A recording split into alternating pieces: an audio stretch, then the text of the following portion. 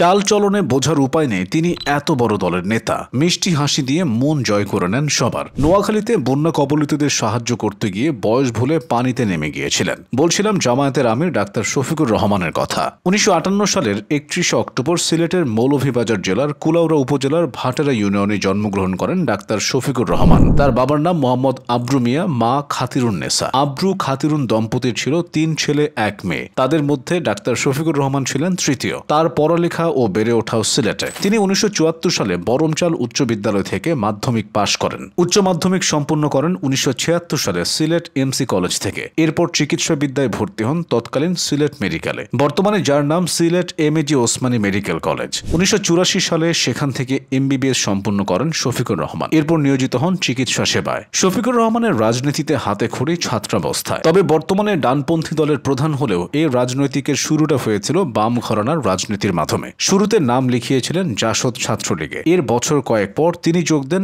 ইসলামী ছাত্র শিবিরে। তখন সিলেট মেডিকেল কলেজের ছাত্র তিনি। ওই সময়ে সাংগঠনিক দক্ষতার পরিচয় দিয়েছিলেন। ফলস্বরূপ দেয়া হয়েছিল সিলেট মেডিকেল কলেজ শাখার সভাপতির পদ। পরে সিলেট শহর শাখার ছাত্র শিবিরের সভাপতি পদেও দায়িত্ব পালন করেন তিনি। শফিকুর রহমানের রাজনৈতিক ক্যারিয়ারের পরিধি বাড়ে ১৯৮৪ সালে। সে বছর জামায়াতে ইসলামে যোগ দেন তিনি। মূল দলেও গুরুত্বপূর্ণ পদে দায়িত্ব পালন করেন তিনি। শুরুতে সিলেট শহর শাখার পরে মহানগর জামায়াতের আমিরের দায়িত্ব বর্তায় তার কাছে। অঞ্চল ভিত্তিক প্রধানের দায়িত্ব পালন করতে করতে অভিজ্ঞতার ঝুলি ভারী হওয়া শফিকুর রহমানের এবার জামায়াতের নেতৃত্ব গ্রহণের পালা। ২০১৬ সালের ঘটনা। সে বছর তাকে জামায়াতের সাধারণ সম্পাদকের দায়িত্ব দেওয়া হয়। দলটির গুরুত্বপূর্ণ এই পদে নিষ্ঠার সঙ্গে দায়িত্ব পালন করেন তিনি। এটি করতে গিয়ে ৩ বছরে আস্থা অর্জন করেন দলটির সদস্যদের। ফলস্বরূপ ২০১৯ সালে জামায়াতের সদস্যদের প্রত্যক্ষ ভোটে দলটির ২ বছর মেয়াদী আমির নির্বাচিত হন। ২০১৯ সালের ৫ ডিসেম্বর ২০২০ থেকে ২২ সালের জন্য আমির হিসেবে শপথ গ্রহণ করেন। সাধারণ সম্পাদকের মতো আমির হিসেবেও দায়িত্ব পালনে আন্তরিকতার পরিচয় দেন। দলের প্রতি তার এই ভালোবাসায় মুগ্ধ হয়ে আবারও ২০২৩ থেকে ২৫ মেয়াদে আমিরের দায়িত্ব তুলে দেওয়া হয় তার হাতে।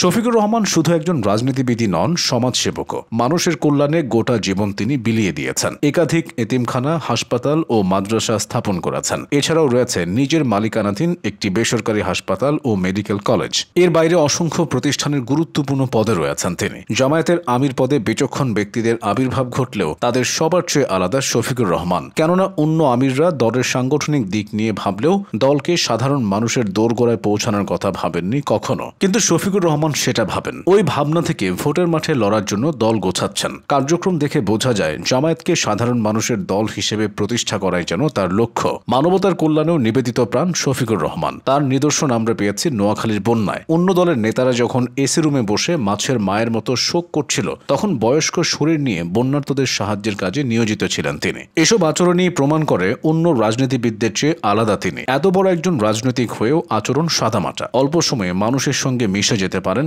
আচরণে নেই উদ্ধত্ত, নেই প্রচলিত রাজনীতির হুমকি ধামকি। মিষ্টভাষী সদালাপি যেন এই নেতার অন্যতম গুণ। তবে আচরণে সাদামাটা হলেও ইস্পাত দৃঢ়তার মনোবল। তা না হলে বিগত আওয়ামী লীগ সরকারের সময় তার দলের উপর যে নির্যাতন চালানো হয়েছে এবং তার উপর যে অত্যাচারের স্টিম রোলার চালানো হয়েছে, অন্য কেউ হলে হজম করতে পারত না। কিন্তু ডক্টর শফিকুর রহমান সব জুলুম সহ্য করে নিজের নীতিতে ছিলেন অটল। আজকের জামায়াতের আমির একজন সফল চিকিৎসকও। পেশা ও রাজনীতি দুই জায়গা থেকে মানুষের তরে বিলিয়ে দিচ্ছেন নিজস্ব সময় ও জীবন।